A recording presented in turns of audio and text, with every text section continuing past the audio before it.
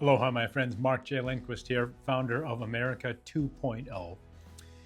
America 2.0, it's time to reinvent our dialogue, our conversation about, our lens through which we see the world of politics. Because I think there's a generation of Americans that are ready to move beyond hyper-partisanship and move beyond a realm of politics that just is so ugly. I mean, I have traveled all over America to every major American city and a lot of small towns as well. I grew up in a small town of 2,000 people. And I believe that my sample size is large enough. I mean, I've been in the room with 1 million people. Probably been in a room with 5 million people in my life. And some of those rooms are stadiums of 70,000 people, I understand. But when it comes to Americans in any part of the country, any age, race, religious background, small town, big city, any industry, any community history, whatever, there's always a way to get along. I mean, I get along with everybody that I ever meet. But as soon as it turns to the conversation about politics, the people who run politics in America have made it such an ugly combat sport. And I just think that we have to move beyond that we have to find a way to, I don't know, coexist in the world of politics that doesn't make you hate a fellow American. I mean, hey, if there's ever a reason to fire the boss or replace the coach or get a new board of directors, it's because under their leadership, the people hate each other. And they want to strangle each other. And you've divided them against one another, that there is no harmony amongst the group of people that you lead, that there is angst and anger at one another, that you have not figured out a way to get people to work together and get along. If it were any other endeavor in American life, then we would fire them. But when it comes to politics, for some reason, we just think with this inferior mindset. And as I look back, think back to 2020. Think about that year. God, that was ugly, wasn't it? I mean, do you remember? I don't know what you were paying attention to that year. I don't know what your mindset was. I don't know, what went through your head when you watched the news. But the angle that I looked at everything from was, oh my gosh. For the first time in my life, or that I could remember, Americans hated Americans. And not just like in a joking way, truly hated them. And in some instances, I heard language from friends that they wanted a fellow American to die. That things had become so ugly politically that if you were for vaccines and masks, there were Americans who wanted those who were not to die, and vice versa. If you were against vaccines and masks, politically, it had become so ugly, and the people that are in charge of the politics in America made it so ugly that you wanted people who were for masks and vaccines to die? Come on. And if it wasn't that serious, the tier below that was you definitely saw people cut other people out of their lives based on where they stood on that issue of vaccines and masks and how they thought about the pandemic. And largely the way that we thought about the pandemic was divided pretty cleanly. Well, at least in my estimation, it was divided pretty cleanly on political lines. That if you were a Democrat, the news sources that you listened to and the data that you believed in led you to believe that, one thing was true, which is masks work and vaccines work, and that everybody should get a vaccine and you should stay home. But if you're a Republican, it was completely the opposite. And I traveled to 38 states, I think, in 2020 because I got in my RV. Live events were canceled. I'm a live events performer. I used to do 100 events a year. And so I just got in my RV, called up an Air Force buddy, and Max and I roamed around the country just messing around, living in truck stops, living at state and national parks and just hanging out, whatever. 2020 was a mess. And so we just did that. And I met people from all over the country. And it was pretty clear. If you were a Trump voter, you believed one thing. If you were a Biden voter, you believed another. And I think that the powerful people in the world and people who may not necessarily have your best interests in mind, I'm talking about people who wish to control a population and wish to exert their influence over people. They learned a lot in 2020. I wrote an article that got picked up all over the world in different countries, and it was just like a Medium article that I'd written, and news outlets around the world republished it on their websites. I'm not talking like I'm a fancy journalist or anything. But in that article, I talked about the fact that in 2020, whether you knew what was happening or not, that you were a participant in what I believe is the greatest experiment and data collection effort into human psychology that ever existed on planet Earth. Because when everybody was home on their smartphone and on the internet for months at a time, the folks that want to control you gained a lot of data about what it takes to manipulate people's mindsets, their thoughts, their beliefs, and then their actions. That if you just put enough messages out on social media and the social media that you look at, that they could completely control how people thought. And that data is still in the hands of the bad guys. And I'll call them bad guys. I'll call them folks that wish to manipulate free citizens. And let me tell you, that is scary as hell. The fact that A, that happened, and B, we are not out of the woods. In fact, I'm sure it will be unleashed to great effect in the future. And I do point to 2020 as the moment when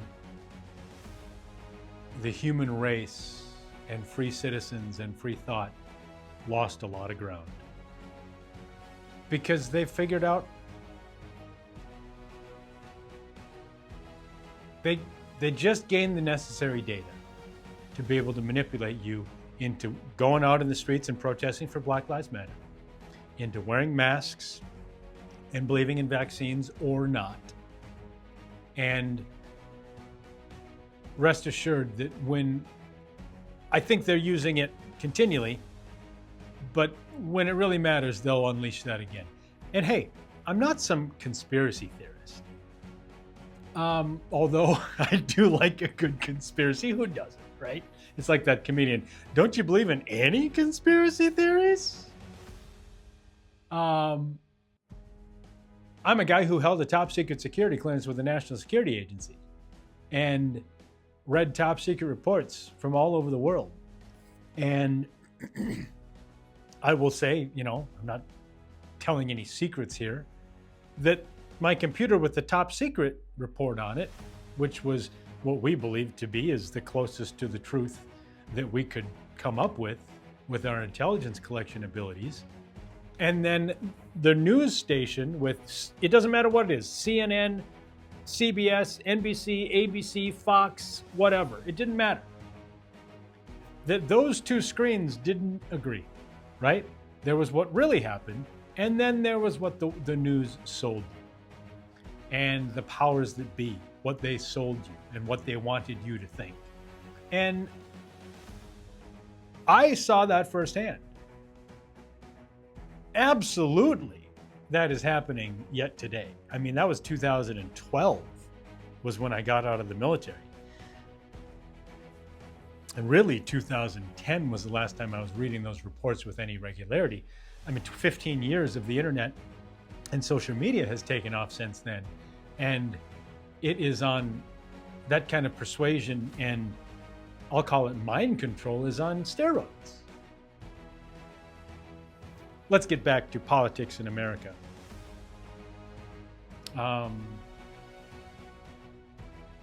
In 2020, I started to think to myself, boy, this government is a mess. And I don't care what you think of politically, Democrat, Republican, I don't care. I looked at the government and said, we cannot solve problems when things really matter. Which a pandemic, whether you think it was a big deal or not, a pandemic on planet Earth, spreading throughout the human race, is a big deal, whether you think 2020 was or not, right? I mean, stuff like that could wipe out huge swaths of the population. Now, the fact that it didn't take 1 billion of us probably was lucky. But that a pandemic then occurred in 2020, and then you looked at the institutions of government, federal, state, and local, all the way up and down the line, down to your local school board. It was so apparent to me that our institutions of government were so ill-equipped to handle problems of this magnitude that I said, well, I think I would like to try my hand at fixing this dumpster fire. And so I ran for Congress. Can you believe that? I called up some buddies who trusted me and knew me, and I asked them if they'd help me out. And sure enough, next thing you know, now, don't fault me, please, for going the route of a major party. Hey, if you're going to run for Congress one day, you do it better. And actually, you'll probably do it much better than I did it. But anyway, my point is, I was talking to some major players in the Democratic Party. And largely, it's like my dad is a Democrat. And I really felt like some of the decisions that had been made during the pandemic were wrong. And although I am a small government guy, I wear a Reagan hat, there's a lot of things that I do agree with. I said, well, if I'm going to have a chance, the incumbent is a Republican, I better run as a Democrat. Let's fast forward, and the rest of the story is I ditched the Democratic Party and all of their fancy consultants, who were Joe Biden's team and Amy Klobuchar's team and Cory Booker's team and Kamala Harris's team and all the who's who of the Democratic Party. They were taking Zoom calls with me every week. And I gave them a middle finger. I told them, you can go fuck yourself because you're full of shit and you're not good for the country and you don't care who I am as a candidate. You just want more power. And they were complete crooks. And I fired him. And I feel that, like, of all the things, like, I didn't do very well in the campaign. I wasn't ready for it. I'm not a politician. I didn't think it was ethical to raise money for office. And so I took out a big loan and put it on my name. And I said, no, I'm not going to make the public pay for a campaign for elected office. And to this day, I'm proud of that. I am proud that When it came down to it, my inner moral compass and my ethics were such that I would not allow myself to be bought. I'm going down a rabbit hole here. My point is that the system that existed, Republican and Democrat, is corrupt and all about money, and it's all about buying votes. And it needs to be fixed. No, it doesn't need to be fixed. It needs to be thrown away, and something new needs to be invented. And that's what America 2.0 is. But I saw Americans so divided. And if you had one political sign in your front yard, then, I mean, people, they were lighting it on fire. They were wishing ill for you, literal illness or harm to you. And when politics gets like that, I have to say, hey, America, time out. Don't you want to come up with a new game plan? If the game that we're playing has led us here, where Americans wish harm to come to other Americans, why don't we come up with a completely new game plan?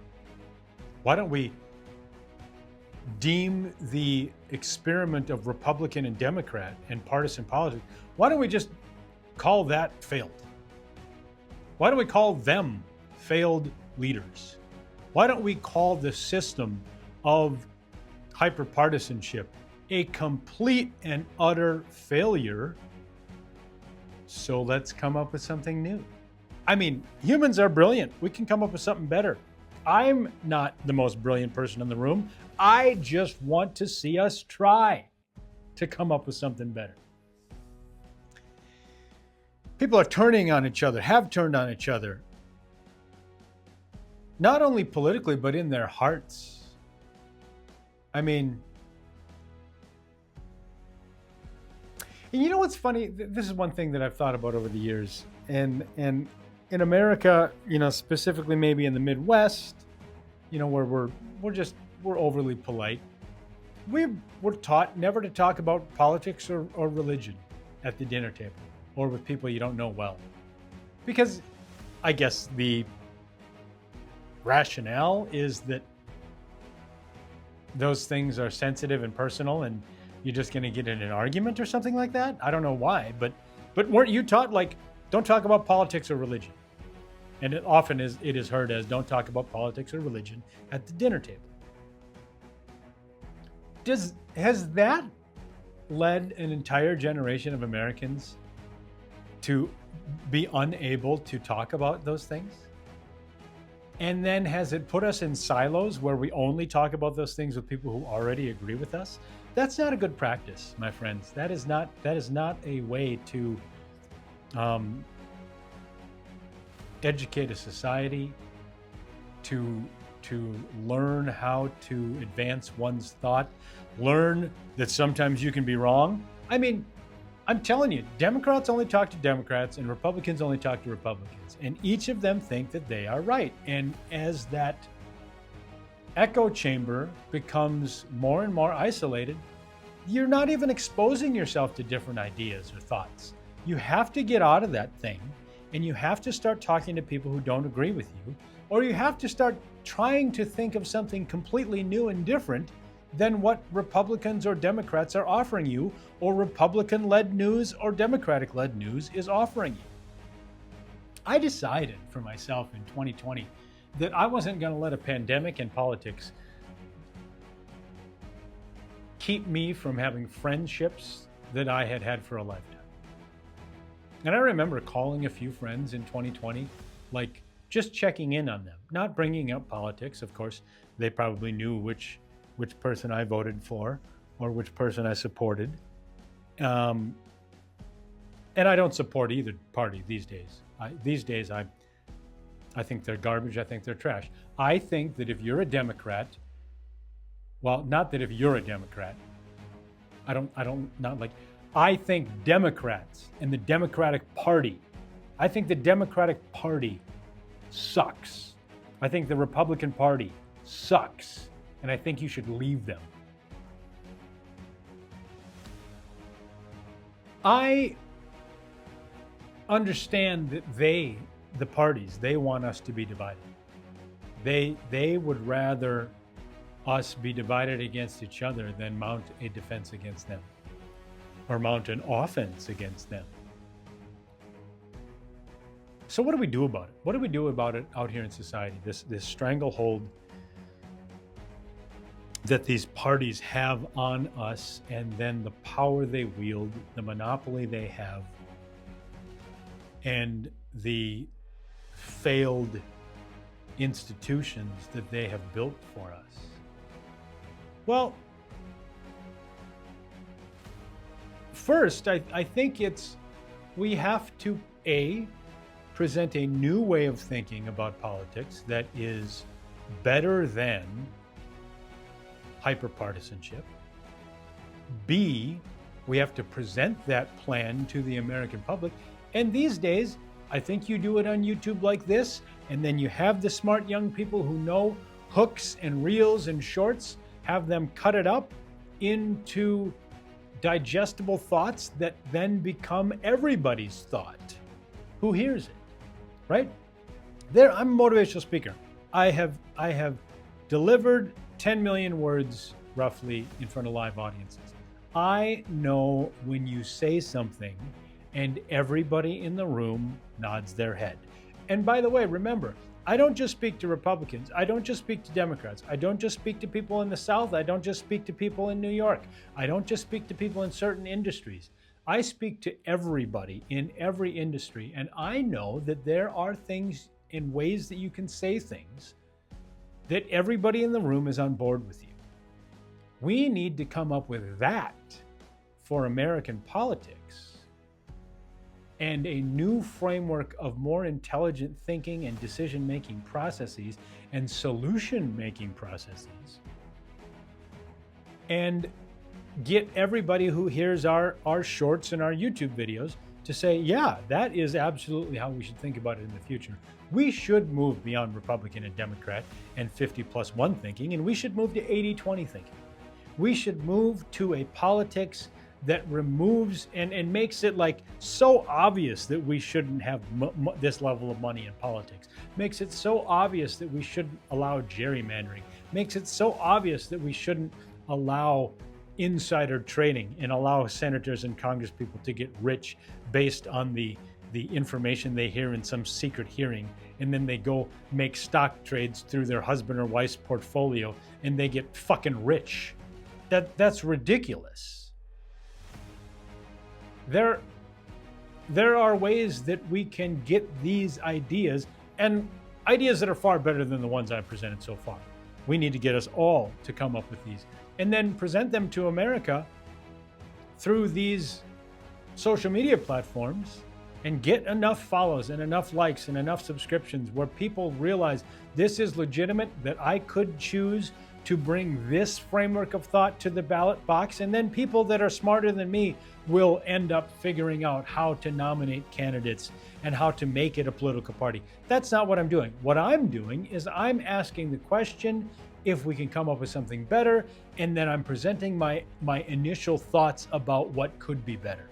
I'm asking the nation to have a bigger imagination about the next 250 years of self-governance and recognize that Republicans and Democrats have pissed it down their leg, and that they are not the solution, that their ideologies, that their way of thinking, their structures, that their system, their processes, their rules that they have adhered to and they have forced upon society, and they have said that this is the way we've always done it, so this is the way it's always got to be done.